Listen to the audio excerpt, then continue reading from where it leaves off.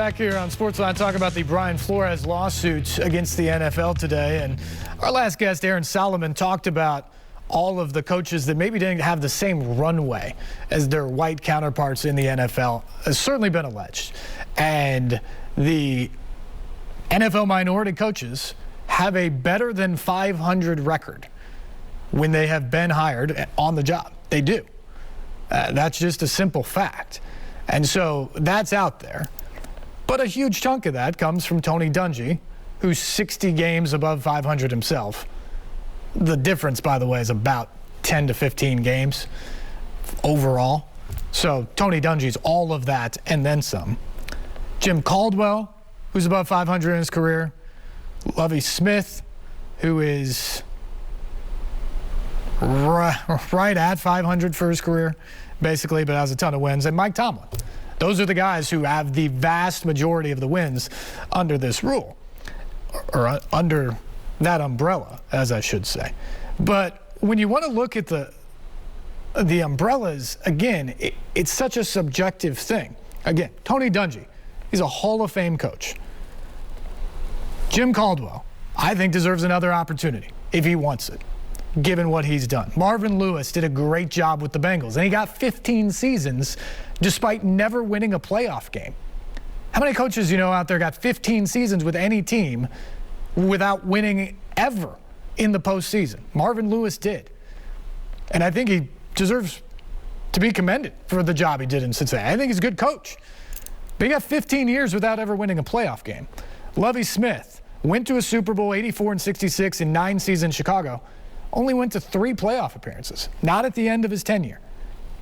And then went to Tampa and went 8-24. I think Lovie Smith's a good football coach, but he got 2 opportunities. And I don't know if either one was necessarily unfair. I do think Chicago wishes they didn't fire him and hire Mark Trestman. I think that's true. But I don't know if it was necessarily unfair after 9 seasons. Anthony Lynn of the Chargers, above 500, got 1 playoff appearance with the Chargers. He's a guy who probably deserves another shot somewhere along the way, for sure. And Mike Tomlin, I think Mike Tomlin is the best coach in the NFL right now other than Bill Belichick. I think he is. Mike Tomlin absolutely is that. He's 15 seasons plus, now 16 seasons, and never had a losing record. I think Mike Tomlin absolutely is one of the best coaches in the NFL.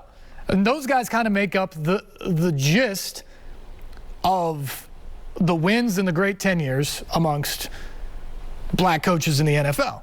Herm Edwards is a guy. I think he's been a good coach. And I think he had 2 stints, Jets and Chiefs. But the people often point to Herm's tenure in New York. He went to 3 playoffs in 5 years with the Jets. And then he actually got traded. It wasn't really fired. He got traded to the Chiefs, as weird as that was. But they say that was kind of unfair how that all played out.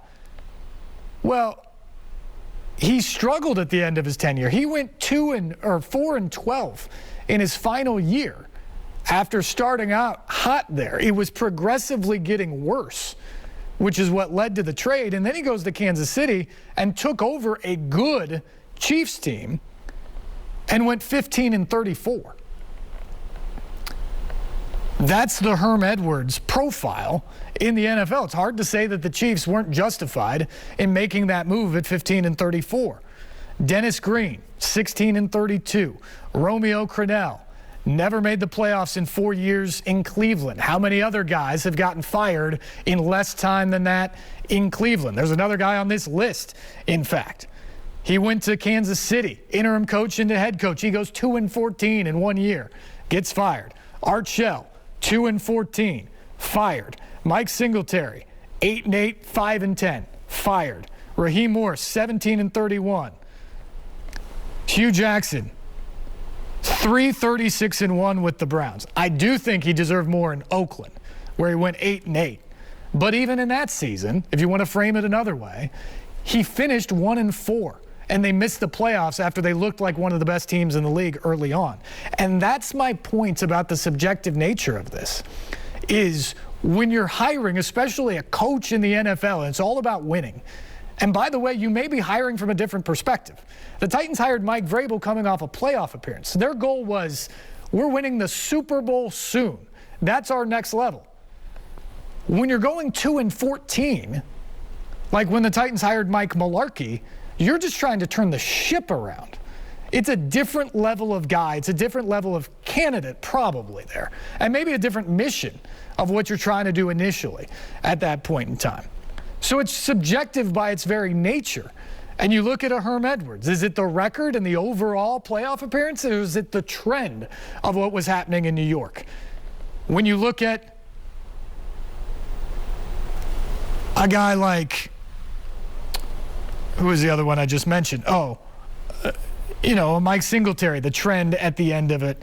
You look at a Hugh Jackson in Oakland, the start, but then the finish of that year. Is it the trend and what you don't like you're seeing? Or is it, well, it was 8-8, and we should come back and see if it rights itself for next year? I think that happens with all coaches of all colors. We've seen it around the league.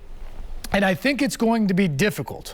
And I'm not trying to say it's true or not, but I think based off of the data that sits here on this subject, I think it's going to be difficult in a court of law to prove what was happening here is racism.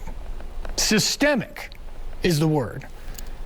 And not just the subjective nature of the business that maybe you don't like all that much. Again, I think the most damning thing in the lawsuit is the allegations about Stephen Ross trying to get his coach to potentially tamper and then trying to incentivize him to actually lose when he has interest himself in gambling.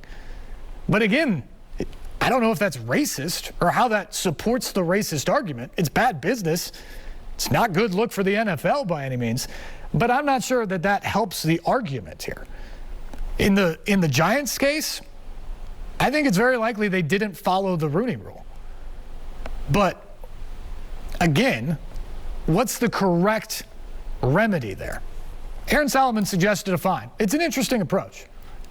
It would be an interesting approach if the NFL, if it doesn't meet a metric, vowed to pay off some of its profits to charity in that name. But I don't know how you expect a guy like Joe Schoen, who's getting his one chance to be a GM, and he's hiring a coach. And if he doesn't get that hire right, he's probably done with the coach and may never have the opportunity again. I don't know how you stand there and tell him, Joe, this is what you have to do.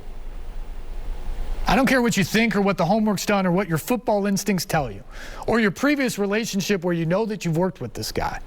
But this is what you have to do. I don't know if that works.